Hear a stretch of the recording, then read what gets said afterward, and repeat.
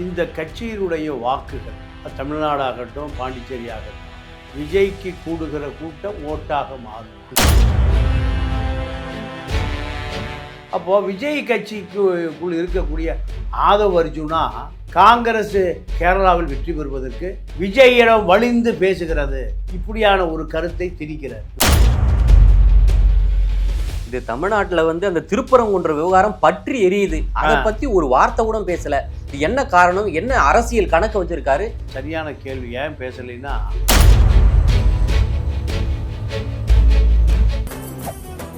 மெரிபா paneer soda, I trust மெரிபா. பாஜகவிடம் சரியாக மாட்டிக்கொண்டார். பாஜகவிடமிருந்து அவரை வாழ்நாள் தப்பவே முடியாது. இவருடைய வெற்றி தோல்வியை பாஜகவும் அதிமுகவும் தான் முடியும். இதுதான் விஜயினுடைய அரசியல் எதிர்காலமே. அப்போ ரங்கசாமியை மீறி, நாராயணசாமியை மீறி அங்க விஜய் அரசியலே பண்ண முடியும். என்ன காரணம்னா, தமிழ்நாட்டை விட கடுமையான அரசியல் போட்டி உள்ள மாநிலம் பாண்டிச்சேரி. காங்கிரஸ் விஜயோட எந்த காலத்திலும் கூட்டணி சேராது. ஆனா ரங்கசாமி விஜயோடு கூட்டு சேருவதற்கு வாய்ப்பு. ஆனா ரங்கசாமி ஏன் அஞ்சறாருன்னா, ரெஃப்ளெக்ட் நேயர்களுக்கு வணக்கம். இன்று நாம் சந்திக்க இருக்கக்கூடிய சிறப்பு விருந்தினர் மூத்த பத்திரிகையாளர் திரு தமிழா பாண்டியன் அவர்கள். ஐயா வணக்கம். ஐயா வணக்கம். ஐயா, கரூர் சம்பவத்தை தொடர்ந்து தாவேகா தலைவர் விஜய் புதுச்சேரி மாநிலம் உப்பளத்தில் ஒரு பொதுக்கூட்டத்தை நடத்தி முடிச்சிருக்காரு. ரொம்ப கச்சிதமா ஒரு 5000 பேர்கிட்ட மட்டும்தான் இருக்கக்கூடிய சின்னதா ஒரு பொதுக்கூட்டத்தை எந்த ஒரு அசம்பாவிதமும் இல்லாமல் ரொம்ப சிறப்பா முடிச்சிருக்காரு. ஒரு மூத்த பத்திரிகையாளரா இதை நீங்க எப்படி பாக்குறீங்க? இல்லை, இப்போ அரசியல் கட்சிகள் அத்தனையுமே கூட்டத்தை வா வா என்றுதான் அழைப்பார். இப்போ விஜய் கூட்டமே வராத, தமிழ்நாடு போல கூட்டமே வராத, இதுதான் அவருடைய கட்சி. இப்போ இந்த கட்சியினுடைய வாக்குகள் தமிழ்நாடாகட்டும் பாண்டிச்சேரி ஆகட்டும் வாக்குப்பெட்டிக்குள் விழுகுமா என்கின்ற சந்தேகம் இப்போ அனைத்து கட்சிக்கும் பெரிய விவாதமே. விஜய்க்கு கூடுகிற கூட்டம் ஓட்டாக மாறுமா? மாறாது. ஏன் மாறாதுன்னா, திமுகவை பொறுத்தவரை இப்போ தமிழ்நாட்டில் 50 லட்சம் வாக்காளர்கள் காணாமல் போய்விட்டார். எஸ்ஐஆர்ல இந்த வாக்காளர்கள் அத்தனை பேரும் அணில் குஞ்சுகளும் தற்கூரிகளும் தான். அப்போ தேர்தலுக்கு பிறகு விஜயகாந்துக்கு இருந்ததை போல விஜய்க்கான கூட்டம் மாறி போய்விடும். ஏன்னா வாக்குப்பெட்டிக்குள் வராத கூட்டம் அது கூட்டமே அல்ல. அரசியல் கட்சியினுடைய பலம் என்ன, பலவீனம் என்னன்னா, வாக்குப்பெட்டிக்குள் வாக்காக மாற வேண்டும். ஆனா விஜய்க்கு மாறுமா என்பது ஒரு பெருத்த சந்தேகம். அப்போ விஜய் கட்சிக்குள் இருக்கக்கூடிய ஆதவ் அர்ஜுனா காங்கிரஸ் கேரளாவில் வெற்றி பெறுவதற்கு விஜயிடம் வலிந்து பேசுகிறது. அவருக்கு கோடிக்கணக்காக இருக்கு லாட்டரி பணம். இதுல ஒரு புதிதாக ஒரு கருத்தை அவர் ஒரு 100 பேரை வச்சிருக்காரு. சாதாரண நபர்களிலிருந்து பத்திரிகையாளர் என்கின்ற போர்வையில பல சமூக வலைதளவாதிகளை வச்சிருக்காரு. ஒரு கருத்தை உருவாக்குறாரு. பிரவீன் சக்கரவர்த்தி விஜயை சந்தித்தது பத்திரிகையாளர்களை சந்தித்து விட்டு போய் விஜய் சந்திக்கிறார். இது நடந்தது உண்மை. ஆனா விஜயை எதிர்பார்த்து தமிழ்நாடு, கேரளா, கர்நாடகா, ஆந்திரா போன்ற 3-4 மாநிலங்கள்லையும் விஜயை காங்கிரஸ் எதிர்பார்க்கிறது, இப்படியான ஒரு கருத்தை திணிக்கிறார்.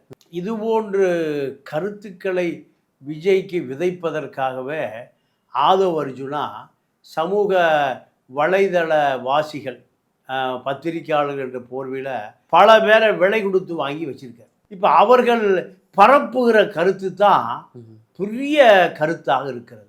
இந்த கருத்தில் 1% கூட உண்மையே இல்லை. விஜயுடைய பேச்சு அங்கே ஒரு 7 நிமிஷம் நடந்திருக்கு. கருணாநிதி 95 வயது. நீங்கள் குறிப்பெடுத்து கொண்டு போய் எந்த கூடத்துக்கு போனாலும் 2 மணி நேரம் பேசுவார். 2 மணி நேரம் பேசுவார். சண்முகநாதன் குறிப்பை கொடுத்துட்டே இருப்பார். இப்போ விஜய்க்கு 7 நிமிடம் மட்டுமே பேசக்கூடிய அளவிற்கு தான் அரசியல் அனுபவம் இருக்கு. அப்போ இதெல்லாம் வாக்காக மாறாது. இங்க பலவீனமா இருக்கு அரசியல். திராவிட இயக்க அரசியல் பலவீனமா இருக்கு, அதுல மாற்று கருத்து இல்லை. ஆனால் இதெல்லாம் திமுக அதிமுகவை வெற்றி பெற வைக்கிற, அதிமுகவை ஊடுருவக்கூடிய பலம் இந்த விஜய்க்கு இருக்கான இல்லை. 7 நிமிஷம் என்ன கதை சொல்ல போறாரு? கடைசியில கூட்டம் முடிஞ்ச உடனே நன்றி கூறுவான்.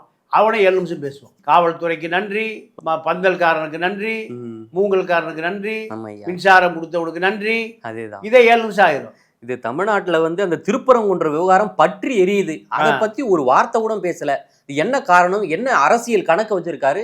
யாருடைய நலனுக்காக அது வந்து பேசல ஐயா அவரு? சரியான கேள்வி. ஏன் பேசலைன்னா, பாஜகவினுடைய கோப பார்வைக்கு தான் ஆட்பட்டு விடக்கூடாதுன்னு தெளிவா இருக்கு. பாஜகவிடம் சரியாக மாட்டிக்கொண்டார். பாஜகவிடமிருந்து அவரை வாழ்நாள் தப்பவே முடியாது. இவருடைய வெற்றி தோல்வியை பாஜகவும் அதிமுகவும் தான் முடிவு பண்ணும். இதுதான் விஜயினுடைய அரசியல் எதிர்காலமே. அவர் பாண்டிச்சேரியில் 7 நிமிஷம் பேசினாலும் சரி, 3 நிமிஷம் பேசினாலும் சரி, பேசாமல் இருந்தாலும் அப்போ அவர் ஒரு சினிமா நடிகர் ப்ளஸ் கட்சி தலைவர், அந்த தகுதி அவருக்கு வந்துருச்சு. சினிமா நடிகரிலிருந்து அரசியல் தலைவராக அவர் மாறிவிட்டார். மாறிவிட்ட பிறகு அது ஒரு கட்சியாக அங்கீகரிக்கப்படும், அது ஒரு வாக்குச்சாவடிக்கு போகும். ஆனால் வாக்கு பெட்டி நிரம்புமா? ஒரு வாக்குச்சாவடிக்கு திமுக இந்த தற்கூறிய அணில் வாக்க 100 வாக்க காணாமக்கிடுச்சு. 100 அதிகாரிகள் பூரா திமுக அதிகாரிகள் தான். இதுல ஒரு பெரிய விஷயம் என்ன நடந்ததுன்னா, பாஜகவுடைய வாக்கு வங்கியை மட்டும் தக்க வைத்துக் கொண்டு சிறுபான்மை, கிறிஸ்துவர், முஸ்லீம், தலித்து, படிக்காதவர்கள், 500 ரூபாய்க்கு ஓட்டை கூவி விற்கக்கூடியவர்கள், குவார்டருக்கு விற்கிறவன், பிரியாணிக்கு விற்கிறவன், காக்கா பிரியாணிக்கு விற்கிறவன், இவனெல்லாம் ஓட்டே போடுவது வீண் வேலைன்னு SIRல பாஜகவை காலி பண்ணிட்டான். மீதி இருந்ததை திமுக அதிகாரிகள், திமுக அதிகாரம் இருக்கு, அவர்கள் காலி பண்ணிட்டான். இதையெல்லாம் மீறி விஜய் வெற்றி பெறுவது என்பது குதிரைக்கு கொம்பு முளைத்ததை போல. அதனால வாய்ப்பு என்பது மிக மிக அபூர்வமாக விஜயுடைய அரசியல் எதிர்காலம் பார்க்கப்படுகிறது. அதே போலதான் ஐயா அங்க என்ன சொல்றாருன்னா, எம்ஜிஆர் வந்து இங்க வந்து 1977 தான் ஆட்சி பிடிச்சாரு. ஆனா பாண்டிச்சேரியில இதுக்கு முன்பாக 74 வந்து ஆட்சியை பிடிச்சிட்டாரு அப்படின்ற போல ஒரு கட்டத்துக்கு வந்துட்டாரு. ஒருவேளை இங்க வந்து ஒன்னும் வேலைக்கு ஆகாது, தமிழ்நாட்டுல பப்பு வேவாது, நாம பாண்டிச்சேரியிலே பார்த்துன்னு போயிடலாம் அப்படின்ற போல ஒரு கோட்பாடுக்கு வந்துட்டாரா? அதனாலதான் அதை போடுறாரு அவரு. இல்ல அதாவது அவர் பாண்டிச்சேரியில போய் எல்லாம் அரசியலே பண்ண முடியாது. ராமதாஸ் தோற்று ஓடி போன இடம். ராமதாஸ் தோத்து தமிழ்நாட்டுல முதலமைச்சராக முடியாது, பாண்டிச்சேரி இப்படியே அதிகாரத்துக்கு வந்துடலான்னு ராமதாஸ் முயற்சி செய்து அது அங்க எடுபடாமல் போன தொகுதி. அதே போல அதிமுக அங்க ஆட்சிக்கே வர முடியல. திமுகவும் அங்க ஆட்சியை இழந்து பல வருஷம் ஆச்சு. அதுதான் பாண்டிச்சேரி அரசியல். அப்போ ரங்கசாமியை மீறி, நாராயணசாமியை மீறி அங்க விஜய் அரசியலே பண்ண முடியும். என்ன காரணம்னா, தமிழ்நாட்டை விட கடுமையான அரசியல் போட்டி உள்ள மாநிலம் பாண்டிச்சேரி. பாண்டிச்சேரி அரசியல் எப்பவுமே தள்ளாட்டமாவே இருக்கும். ஏன்னா பாண்டிச்சேரி குடிமக்கள் எப்பவுமே அரசியல சரியான ரங்கசாமியா நாராயணசாமியா என்பதை நீங்க திமுக அதிமுக ஆதரவோடு தான் மக்கள் முடிவு பண்ணுவோம். அதனால விஜயுடைய அரசியல் எல்லாம் எம்ஜிஆர் அரசியலை போல மிக எளிதாக இலகுவாக ஆட்சியெல்லாம் பிடிக்கவே முடியாத வாய்ப்பு இல்லை. விஜய் வாக்கு வாங்குவார், ஆனா அந்த வாக்கெல்லாம் திமுகவிடம் கபலீகரமாகிவிட்டது. இத காப்பாற்றக்கூடிய வலிமை அதிமுகவுக்கு தான் இருக்கு. அதனால அதிமுகவிடம் சரணடைந்தால்தான் இவர் அரசியலில் கரையேறி வர முடியும். இல்லை என்றால் கடுமையான விளைவுகளை சந்திக்க. ஐயா, பாண்டிச்சேரியில வந்து பொதுக்கூட்டம் நடத்திட்டு அங்க போயிட்டு திமுக வந்து வெளுத்து வாங்கியிருக்காரு.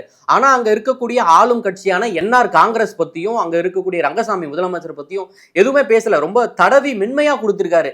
என்ன காரணம் ஐயா? எதிர்காலத்துல ஏதாவது கூட்டணி கணக்கு ஏதாவது வச்சிருக்காரா? இல்ல, காங்கிரஸ் விஜயோட எந்த காலத்திலும் கூட்டணி சேராது. ஆனால் ரங்கசாமி விஜயோடு கூட்டு சேருவதற்கு வாய்ப்பு இருக்கு. பாஜகவை கழட்டி விட்டுட்டு விஜயோடு கூட்டணி சேருவதற்கு வாய்ப்பு இருக்கு. ஆனா ரங்கசாமி ஏன் அஞ்சறாருன்னா, ஒருவேளை அரசியலுக்கே மோசம் வந்து விஜயோடைய ரசிகர்கள் முழுக்க ரங்கசாமி அரசியல், NR காங்கிரஸ் அரசியல முழுமையாக காலி செஞ்சிருவாங்க. அங்க அதிகார அரசியல் தான். ரங்கசாமி இன்னும் யாருக்கும் எந்த பொறுப்பும் போடவில்லை. பொறுப்பு போடாமே வச்சிருக்காரு. கிளைக்கழகமோ, ஒன்றியமோ, நகரமோ, வார்டோ, மண்டலமோ இப்படி எல்லாம் பிரிக்காம வச்சிருக்காரு. பிரிச்சா 2 பேர் பதவி கேட்பான். ஒருத்தர் பதவி கொடுத்தா ஒருத்தர் கட்சி விட்டு போயிருவான். இப்ப 2 பேர் கட்சியில் இருக்கணும்னா பொறுப்பே போடக்கூடாது. உப்பளம் தொகுதி அமைப்பாளர் யாருமே இருக்க மாட்டான். ஒரு அமைச்சரை வந்து நீக்கினாங்க, திருப்பும் அதற்கு மாற்று அமைச்சர் இப்போ வரைக்கும் நியமிக்கலையா? ஆமா. அப்போ ரங்கசாமியுடைய நிலைமை பாஜக மிரட்டி பாஜக ரங்கசாமியை அதிகாரத்தில் வச்சிருக்கு. அப்போ அங்கே பாண்டிச்சேரி அரசியலை பொறுத்தவரை பாஜகவை கழட்டி விட்டா ரங்கசாமி கட்சி பாதி பேர் ஜெயிலுக்கு போயிடுவோம். பாதி பேர் இப்போ சட்டமன்ற உறுப்பினராக இருக்கிற பாஜக ஆதரவு எம்எல்ஏ ஜான்குமார், அவரு கள்ளலாட்டி ஜான்குமார், அவருடைய மகன் ரிச்சர்டு ஜான்குமார் எல்லாம் கள்ளலாட்டி. இவர்கள் மீது 40 கோடி ரூபாய் வரி ஏய்ப்பு வழக்கு இருக்கு. இந்த வழக்கை பாஜக கையில் எடுத்தா அப்பா மகன் 2 பேரும் வாழ்நாள் சிறைக்கு போறியா, பாஜக போறியானா 2 ஒண்ணுதான். பாஜகவிலேயே சேர்ந்தாரன்னு 2 பேரும் பாஜகவிலே சேர்ந்து விட்டார்கள். இப்படி அங்க பாஜக அரசியலை உன்னிப்பாக பாஜக பார்த்து கொண்டு இருக்கு. அதனால ரங்கசாமிட்டு இருந்து தப்பினாலும் தப்பலாமே தவிர பாஜக தப்ப முடியாது. ஐயா, அதே போன்று வந்து தமிழ்நாட்டில் வந்து விஜய் தலைமையில் கூட்டணி அமைந்தால் என்டிஏ கூட்டணி வந்து 3வது இடத்திற்கு தள்ளப்படும் சொல்லிட்டு டிடிவி தினகரன் வந்து சொல்லியிருக்காரு, பேட்டி அளித்திருக்காரு. அதற்கான வாய்ப்பு இங்க தமிழ்நாட்டில் இருக்குங்களா, சாத்தியமா அது? இல்லைங்க, அதாவது 10 ஆண்டு காலம் தலைமறைவாக இருந்தவர் தான் டிடிவி தினகரன். 10 ஆண்டு காலம் தலைமறைவா இருந்தவர் தான். அவரை சில மீடியாக்கள் தூக்கி பிடிப்பதற்கு சில ஆட்கள் விலை போயிருக்காங்க. அதனால தினகரன்லாம் ஒரு அரசியல்வாதியாகவே மக்கள் மத்தியில் பார்க்கப்படவில்லை. என்ன காரணம்னா, தினகரனை பொறுத்த வரைக்கும் 1000 கோடி ரூபாய் சொத்துக்களை பாதுகாப்பதற்கும் சசிகலாவுடைய ஒரு 3 லட்சம் கோடி சொத்துக்களை பாதுகாப்பதற்காகத்தான் அரசியலுக்கு வந்த நபர் தினகரன். ஓபிஎஸ், சசிகலா எல்லாம் அதிமுக தொண்டனாலே கைவிடப்படப்பட்ட அரசியல் அனாதைகள். அப்போ இவர்கள் அரசியல் என்பது செவிடன் காதியில் ஊதிய சங்கை போலதான். இவர்கள் இதெல்லாம் பொறுப்பு நடைமுறைக்கே சாத்தியம் இல்லை. இவர்கள் சொல்றதெல்லாம் நடைமுறைக்கே சாத்தியம் இல்லை. அது ஒரு பேசு பொருளாகவும் இல்லை. அதே போன்று அண்ணாமலை வந்து இப்போ இருக்கிறது வந்து தமிழ்நாட்டில் இருக்கிறத விட அதிகமா இப்ப டெல்லி போறாரு. அடிக்கடிக்கு இப்போ 3வது முறை அமித்ஷாவை சந்திக்க போயிருக்காரு. என்ன காரணம் ஐயா? என்ன கணக்கு வச்சிருக்காரு அவரு? இல்ல, அவரு கணக்கு வச்சிருக்கல, பாஜக கணக்கு வச்சிருக்கு. ஓகே. பாஜகவுக்கு எதிராகவோ அதிமுக கூட்டணிக்கு எதிராகவோ செயல்பட்டால் உன் மீது அமலாக்கத்துறை, நீ ஏவிய அத்தனை பேருக்கு நீ அமலாக்கத்துறை ஏவுன, அத்தனை பேருக்கு வருமான வரித்துறை ஏவுன, உன்மீதே ஏவப்படும். இது அமித்ஷா விரட்டி அனுப்புவதற்காக டெல்லிக்கு அழைக்கப்படுகிறார் அண்ணாமலை. பாஜகவுக்கு எதிராகவோ தனி கட்சி ஆரம்பிப்பதற்காக முயற்சியிலேயோ ஈடுபடுகிற செய்தி டெல்லிக்கு தெரிந்த பிறகுதான் அமித்ஷா அண்ணாமலைய மிரட்டுவதற்காக நயினாருடைய ஆதரவு நிலையிலிருந்து விலகிவிடக்கூடாது. நயினார் என்ன சொல்றத கேட்கணும், கட்டளை இதுக்காகத்தான் டெல்லிக்கு அழைக்கப்படுகிறார் அண்ணாமலை. வேற அண்ணாமலை ரோடு ஒண்ணுமே இல்லை. பாஜக மாநில தலைவர்ல இருந்து என்னைக்கு இறக்குனாங்களோ அதோட அவருடைய அரசியல் எதிர்காலம் சூனியமாகி. அதே போல ஐயா, ஓபிஎஸ் வந்து அமித்ஷாவை பார்த்தாரு. அதுக்கு முன்பு வரை வந்து தனி கட்சி 1 மாசத்துக்குள்ள கட்சி அணையெல்லாம் நாங்க தனி கட்சி ஆரம்பிப்போம் அப்படின்னு சொல்லிட்டு வைத்தியலிங்கம் சொல்லியிருந்தாரு. இவர் வந்து அமித்ஷாவை சந்தித்து வந்து அம்மா சமாதியில் அன்னைக்கு வந்து பேட்டி கொடுத்தாரு. ஆனா நான் அது போல நான் சொல்லவே இல்லையேன்னு சொல்லிட்டு ஓபிஎஸ் பல்ட்டி அடிச்சிட்டாரு. என்ன ஐயா காரணம்? அமித்ஷா வந்து அங்க மிரட்டி விட்டாரா அவரை? இல்ல, அப்போ ஓபிஎஸ்னால சாதாரண ஒரு டீ மாஸ்டர் முதலமைச்சர் நாற்காலியில் இந்த மக்கள் அமர வைத்து அழகு பார்த்தாங்க. உள்ளூர்ல ஒரு கிணறு, பொது கிணறு, இவருக்கு சொந்தமான கிணறு, அது அனைவரும் அதுல பயன்படுத்தினாங்க. அந்த கிணத்தையே ஊர் மக்களுக்கு கொடுக்காத ஒரு நபர். இவர் எப்படி அந்த பகுதி சட்டமன்ற உறுப்பினர், அமைச்சர், முதலமைச்சர் எப்படி இந்த மக்கள் வச்சிருந்தான்? இப்போ அதிமுகவால் தேனி நகர செயலாளரோ, ஒன்றிய செயலாளரோ, மாவட்ட செயலாளரோ, கிளைக்கிழமை யாரும் இவர் பின்னாடி வரல. இவர் எங்க போய் நிற்கிறாரு? ராமநாதபுரம் போயிட்டார். பக்கத்துல ராமேஸ்வரம் கடல் இருக்கு. அப்போ ஓபிஎஸ் ஒரு முன்னாள் முதல்வர், அதை தாண்டி அரசியல்ல எதுவுமே சாதிக்க முடியாத நபர். அந்த மக்களுக்கு ஒண்ணுமே செய்யலையா? பாக்குறதுக்கு ரொம்ப பவ்யமாகவும் ஒரு அமைதியாகவும் இருக்காரு. அம்மாவுடைய செல்லை பிள்ளையெல்லாம் சொல்றாரு. அந்த அளவுக்கு ஒரு கல்நெஞ்சக்காரரா வரு இல்ல, மக்கள் அவையா யாரும் ஏத்துக்கல. அவர் சமூகமே ஏத்துக்கலையே, மக்களும் ஏத்துக்கல, அனைத்து சமூகம் ஏத்துக்கல. அப்போ தேனியில் நிக்க முடியாம ஏன் எங்க போறாரு? ராமநாதபுரம் போறாரு.